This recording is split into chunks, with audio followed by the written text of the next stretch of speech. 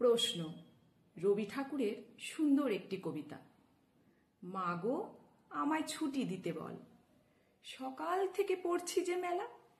এখন আমি তোমার ঘরে বসে করব শুধু পড়া পড়া খেলা। তুমি বলছো দুপুর এখন সবে, না হয় যেন সত্যি হলো তাই।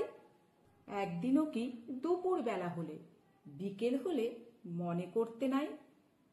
আমি তো বেশ ভাবতে পারি মনে, সূর্যি ডুবে গেছে মাঠের শেষে। বাগদি বুড়ি চুপটি ভরে নিয়ে শাক তুলছে পুকুর ধারে এসে। আধার হলো মাদাল গাছের তলা, কালি হয়ে এলো দিঘির জল।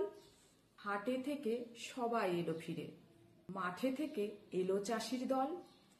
মনে করো না, উঠলো সাজের তারা, মনে করো না সন্ধে হলো যেন।